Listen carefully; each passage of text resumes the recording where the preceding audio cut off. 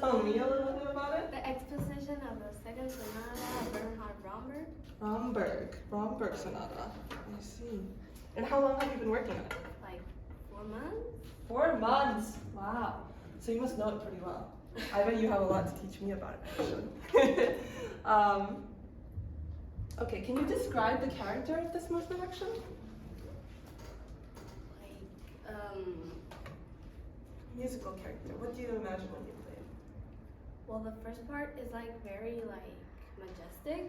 Mm-hmm. It's like an entrance of somebody special. And I don't know, like the last part's like very rustic also. For sure. You think there's kind of a dance quality here as well? Great. And okay, so you would say, where do you think like the shift in the character happens? Where does the character of this movement change exactly? If you have a specific spot. The slow part, like in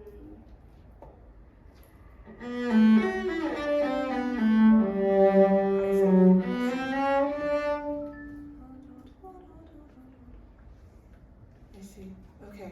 Well, I think you're doing a really great job with a lot of the technical challenges of this movement. But what are things that you could use help on, or like things that you have questions about? I think the coordinates of the both hands is very difficult. Okay, can you give me a specific spot maybe? The fast parts. Just like the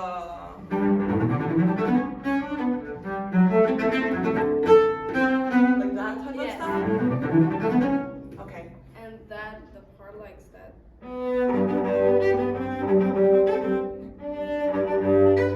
Yeah, that stuff is tricky. I see. Okay. So let's work a little bit on those sections.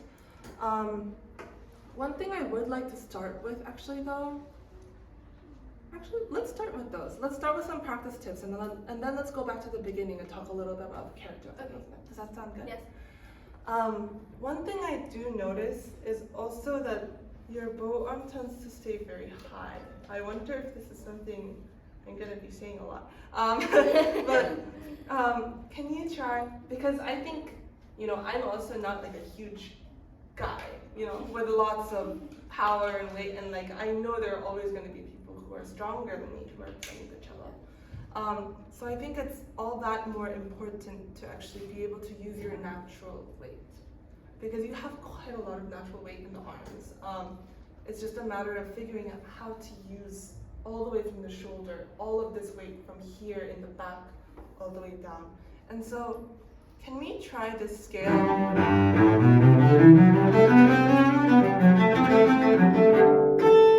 And can you really go for that forte brillante kind of character? Don't be afraid to make a little ugly noise. Okay. And can we try, because your wrist stays quite high like this sometimes, can you actually try to make this one line from the knuckles of your hand here all the way to the elbow, and just kind of, let's see, feel like your butt is really heavy. I feel like you're sinking into your chair. Yes, and just pull. It's better. And do something similar where right when you set the bow, can you try to point the tip of the bow down? Yeah, and pull. That's much better actually. You just have to find a good balance where, because if I go too far, that happens. That's not the point. But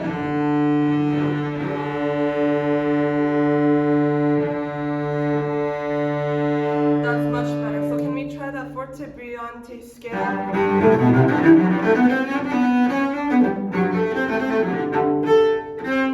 All of that. And just really like play like toward the back of this room.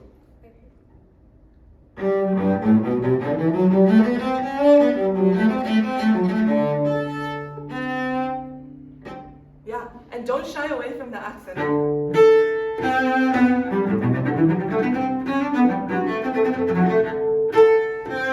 Just go to the top. If you miss it, it's okay. Okay.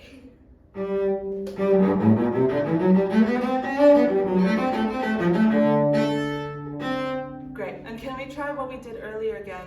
I'm clearly a huge fan of the practice with the rhythms. Can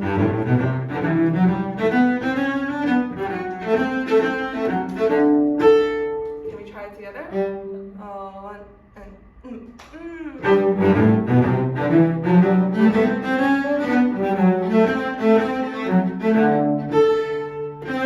One more time for me. 1 and 2 and.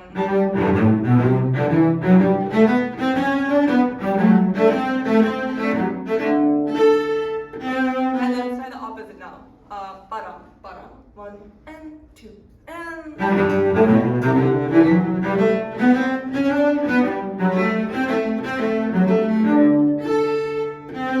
One more time. 1 and 2 and. One more time. You're gonna have to really like whip it. Okay. Is that okay? Yes. 1 and 2 and.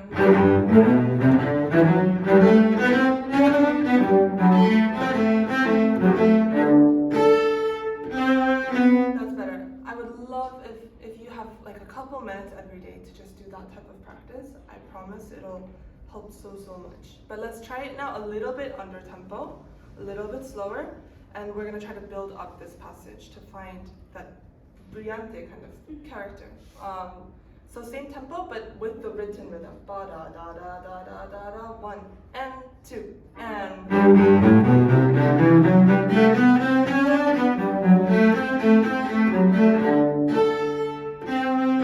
Okay, great.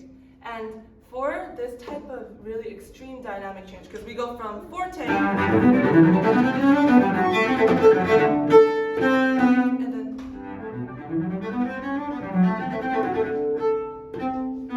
Right, and those should be two very different characters, I would think.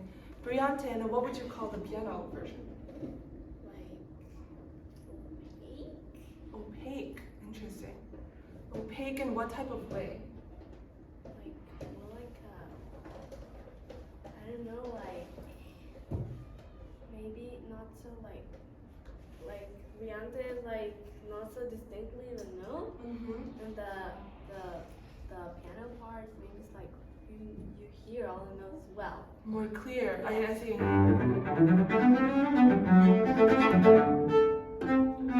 So kind of playful upward, but with that clarity, like you say. One way to practice really extreme dynamic changes, I don't know, do you do this or and you stop and then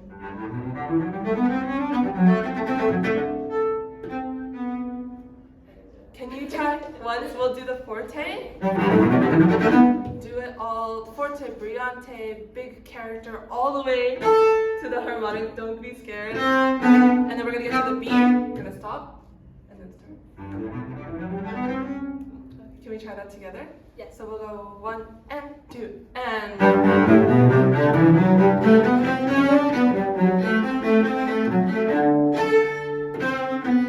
Stop.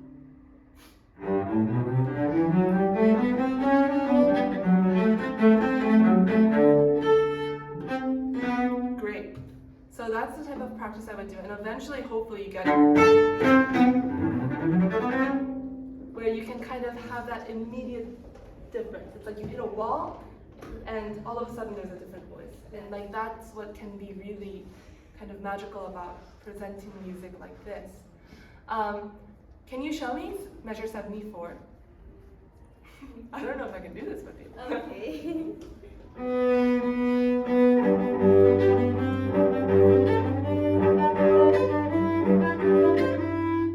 It's actually quite good. Your bow hand, the coordination is really impressive. I wonder if we can make more of those accents actually. Yes. I hear often the harder a passage is technically, the more musical you should kind of make it. The harder the technique is, the actually less you think about the technique and you try to make it a shape So that, I mean, part of it is hopefully that way, even if you do mess up, you know, the audience only hears the music rather than watching you. Yeah. Right? Because you give it away. Like if you look worried about it, then everyone else is gonna know you're worried about it. Not that you look worried about it, but maybe you are. But these accents.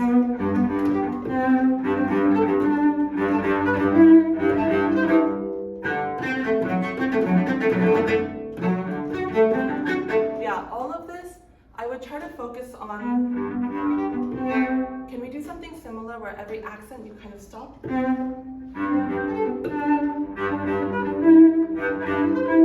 That type of thing?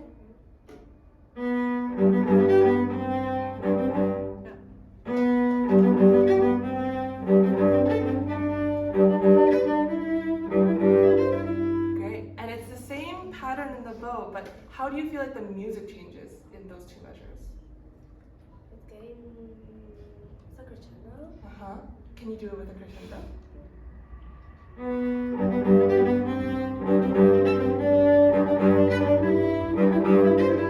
Yeah. And how does the character change? Because a crescendo could be becoming angrier. It could be becoming Angrier. You think angrier? Yes. I would almost think like it's becoming more and more excited. But if you hear it as angry, that's also equally possible. So can you try it now with that kind of in mind of changing the character?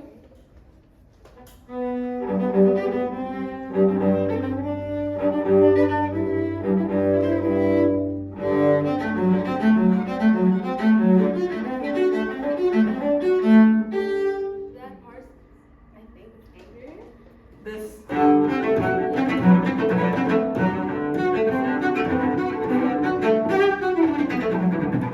That, I see. So then you're building all the way into measure 78, is that correct? Yes. Can we try now all the way back down from the piano then in measure 72? But I want you to keep in mind that the peak should be in 78. Okay. So save so that you have something still left to give when you get to the peak of the phrase. Okay.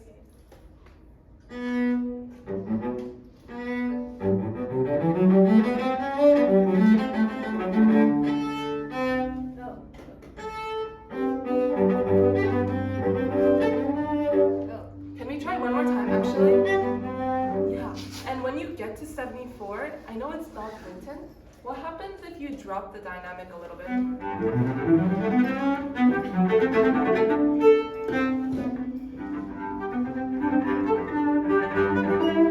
So that you have the room to grow again.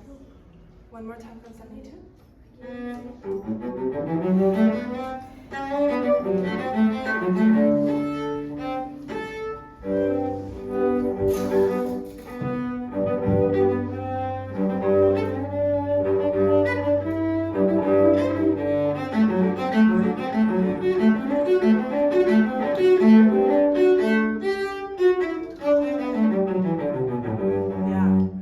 Practice those two measures from 76 to 77 and figure out a timing where you say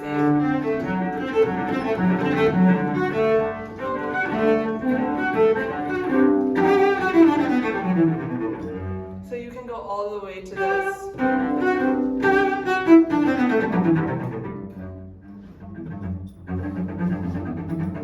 How are you doing that? Oh, you're doing this, you're pausing. I see. So, if you're gonna do that bowing, can you try it once where we really hear? I'll play that line with you. Can we just do that measure, 79? And can you play all the notes actually? One more time.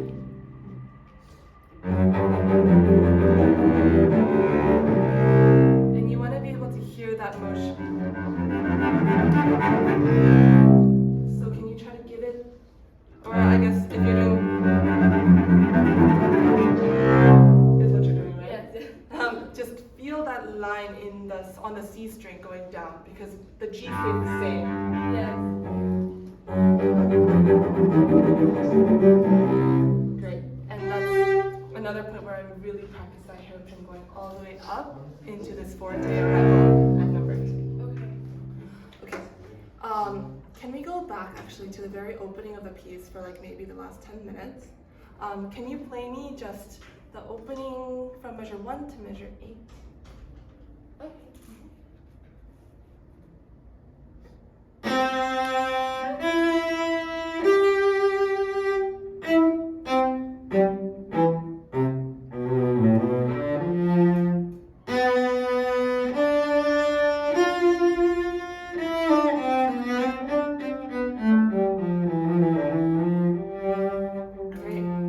Great. That was great. So it says forte risoluto.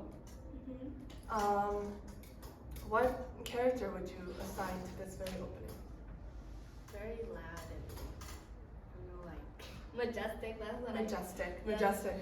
So like you said an announcement I think earlier, or like. I imagine like maybe like a king coming to our town and you're opening the doors using the trumpets and things. Yeah, so something very like grand. You said majestic. I wonder actually, can you build up to the G?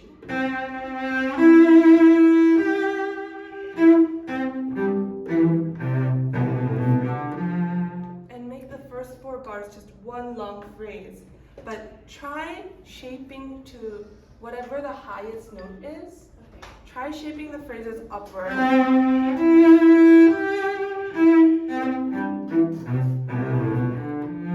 And this is almost like a question. Right? And then there's a response in the next 4 bars.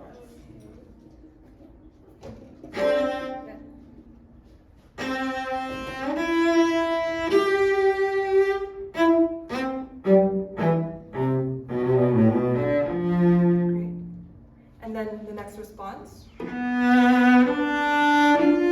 first time we went to G, and this time it's actually a minor. It's almost like a clown, you know, like it has happy face, and then you have the kind of like drooping a little bit.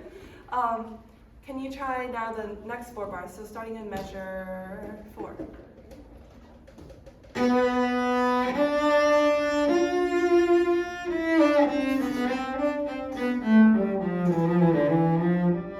Great. So I think there's a difference then. Very bright, kind of sad, withdrawn. Can you almost try diminuendo to almost nothing from measure 7?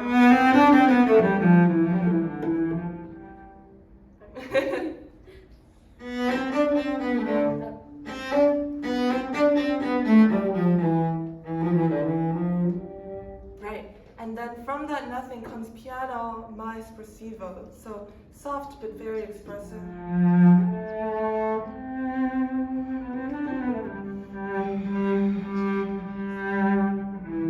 Can we try just those 4 bars now?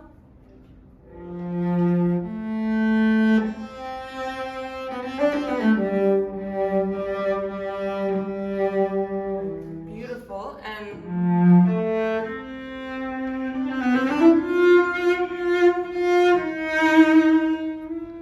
I would make a big deal out of that D sharp. It's the first time we have an accidental written in the music, right? And whereas the first was very internal and like inward and expressive, this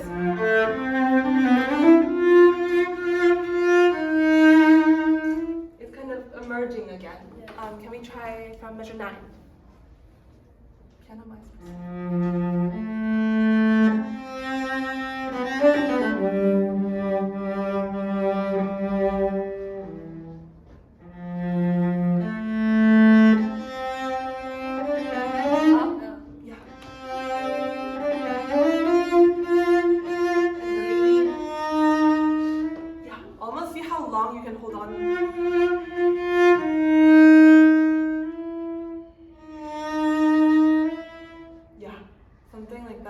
So this is kind of how I would go through this piece, because I think you actually know the notes and like the rhythms all very, very well. I would just look for more definition in the characters of these things. one more spot, for example, is measure 41, where you have Yes. the triplets.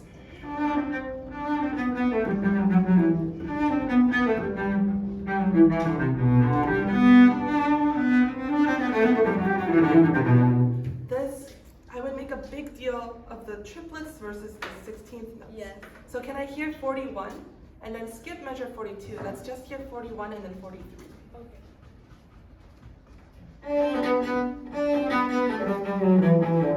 Oh.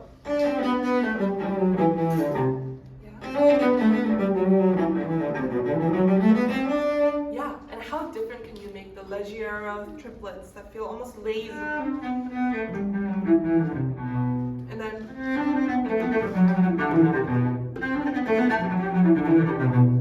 it almost sounds like marbles falling downstairs or something much more playful. So can you make that difference between like a light, lazy triplet and something much more energetic in the 16th notes?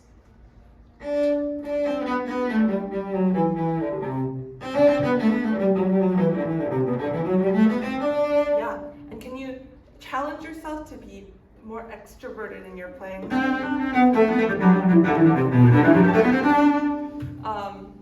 Like, I don't know the notes as well as you do, but just, I think in general you can be a lot braver in some of these passages. Okay. You know it. Don't worry about the notes. You know them. So can we try right from 41, and will you play just like the full 4 measures?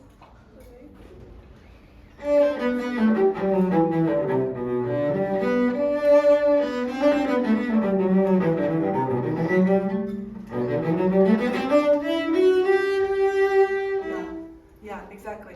And even in between, from measure 42 to 43, you have these hairpins highlighted. Yes.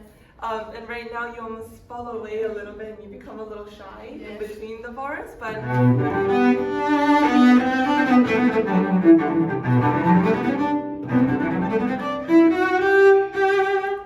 and you know, I'm missing notes, but I would be brave about it, at least in your practice, so that when you sit and you play it in front of people, Yes. you have a chance, right, to actually kind of show them what is on the music. But overall, it's really, really great. You sound amazing. Thank you so much. Thank you.